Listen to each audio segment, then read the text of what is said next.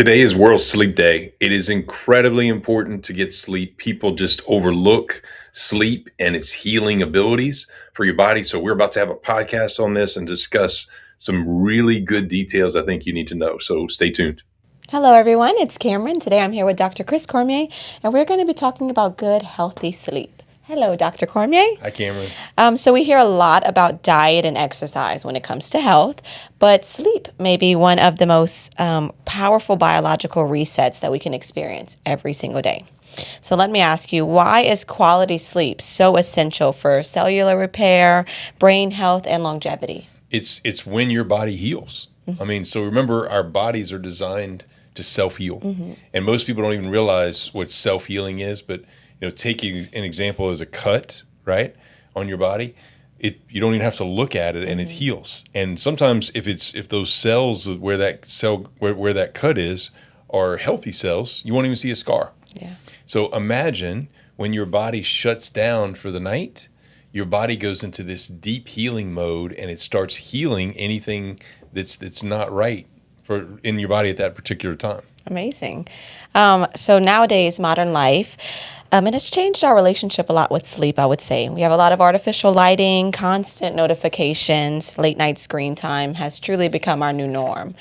Do you think that modern society has unknowingly disrupted the biological signals our body relies on during healthy sleep? Absolutely. It's Yeah. disrupted our circadian rhythm, which is this rhythm of night that you should have, where basically during the lighted hours, you should be awake, and during the darker hours, we should be asleep. And so obviously these screens, right? There's so many screens, and you could be, it could be well after the sun goes down and it turns nighttime, and we're screening. So it does have effects on that circadian rhythm. Yeah. Let's dive a little deeper into that. One topic that people are increasingly curious about is electromagnetic exposure. Things like Wi-Fi routers, phones by bed, Bluetooth devices, all those different things. Can EMF exposure potentially influence sleep quality or nervous system activity? It absolutely can, yes. So we, with our Nerve Health Institute clinic here, we have plenty of ways of helping our patients. Where we get into the basic ingredients of cells and fixed cells. But then we also have Body Chargers, which is our online educational platform where we're trying to help people in so many capacities. So regarding EMF, like in our Body Chargers portal that people can get membership, anybody can apply to get membership. In that membership, once you're there, we have all the different devices that we would recommend. So some things are blockers that we would recommend for this EMF coming off of cell phones and Wi-Fi's and that type of stuff. But also just turning off your Wi-Fi at night, if that's something you can do. These little bitty things help so much just to prevent all this offsetting of our circadian rhythm. Let's talk a little bit more about the physical sleep environment, mattresses, pillows, posture, things of that nature. How important is it that you get the right mattress and proper spinal alignment for restorative sleep? It's huge. And so most people, I think a lot of people don't really pay attention to the quality of their mattress or the feeling of their mattress. And maybe they have a mattress for 20 years and it's not particularly comfortable. You should wake up in the morning rested and with zero aches or pains. Yeah. But oftentimes we see a lot of people coming to see us that wake up every morning in pain. And so those are indicators that your body is not in a safe place. It's not in a healing place all night. So it definitely matters. Yes. In Japan, traditional sleep is often on a firmer futon-style bedding close to the floor. Some people say that it supports posture and spinal health. Is there anything that we can learn from the traditional sleep cultures, like the Japanese approach? Yeah, I guess we've gotten babyfied, I guess for lack of a better term, over time where, maybe our ancestors used to sleep on the hard ground. Yeah. And there wasn't any mattresses. And then over time, we've evolved into these softer mattresses. Yeah. What I like to do is buy the firmest mattress you can buy, and then a layer of memory foam on top of it. And that offers the cushion that you're wanting, but also that harder backing underneath That's my personal preference. It is a little less expensive as well for people out there, but also what that offers is that nice comfort with that hard backing. So it kind of goes back to some of those theories, but it fits into our modern culture as well. Sleep is essentially 8 hours of breathing experience. Yet a lot of bedrooms are closed environments with very limited ventilation. How important is fresh air and oxygen flow for deep sleep and nighttime recovery? It's very important. So generally, we recommend that you set your if you can set your thermostat on 68, somewhere in that vicinity. You want it to be really cool when you sleep, not excessively cool, Yeah. but really cool. You want ventilation happening when you're sleeping. The worst would be stagnant air that's not really circulating, Yeah. and you're literally there for 7 to 9 hours. You're trying to sleep, and you're trying to suck in that number one ingredient, which is oxygen, into your system. And just if that air is very stagnant and not good on that indoor air, then it's a problem. Let's talk about another quality. Another thing, hydration is also a factor that people rarely connect with in sleep.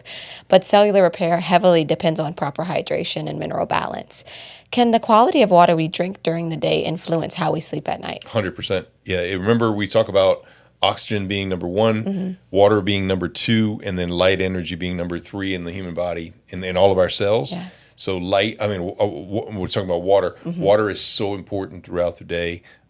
That's why we have all these recommendations for water Yes. and how to use water and how we filter it and structure it and add hydrogen to the water. Sometimes Yes. we'll add a pinch of salt to the water. Sometimes we'll add organic lemon to our water. So all of those factors, yes, the quality, because your body should be 60% water. Yes. The quality of your water in your body will definitely dictate your sleep. Yes.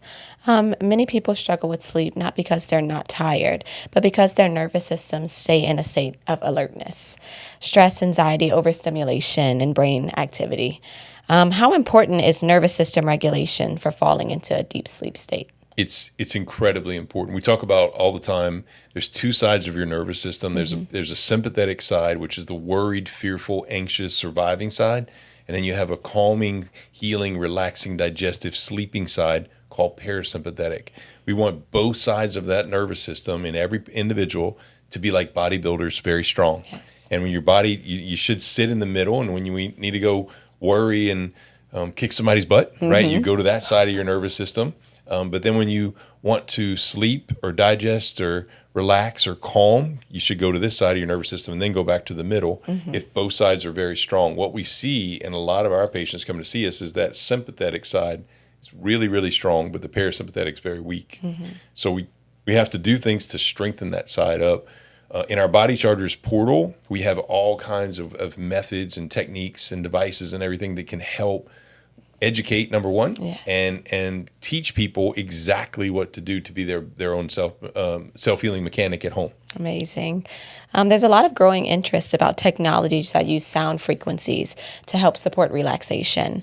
What role could frequency-based therapies play in supporting better sleep? Yeah, there's so many devices and methods and techniques. We have some of what we feel to be the best devices for frequency out there to help with sleep. So there's devices you could put in your pocket, like we have under our Body Chargers portal, that basically you just put these on and you set it for sleep, and it'll actually reset the cells that help you sleep and get you into deeper sleep. We also have other things we recommend, like sound waves that you can use as well, that are particular sound waves that stimulate the brain to sleep, and it makes the brain get a deeper sleep so that your healing is higher. Let's talk about a little bit more of light. Light exposure during the day and darkness at night regulates the body's circadian clock. Yes. Many people, most of the day, spend a lot of their time indoors, and in the evening, they get a lot of bright artificial light. Could this be one of the major reasons sleep problems are increasing worldwide? It is definitely a part of the problem, Yeah. and it's hard in today's age. It's hard to regulate that. We can't go back to candles. I understand at nighttime. Yes. But it just learning some boundaries and understanding, hey, before bedtime, give yourself some time where you kind of get rid of some of these bright lights. Yes. Because you think about it, your body is kind of designed to switch from when it's light to when it's not light, and there's like a progression to turn sleep on. So if you're just light right before bed here and then try to go to sleep, sometimes that doesn't happen as good, because it's just not how our bodies were designed to work. Last question. What are 3 of the most important things someone should change tonight that will drastically improve their sleep quality? So a blindfold, because it's impossible in some people's bedrooms to have no light at all. Yes. But we use blindfolds. That helps a lot. And even some sound frequency. We have all kinds of things we use. We have a company we use for that. But you might find a soothing sound frequency that's a particular soothing sound frequency for you.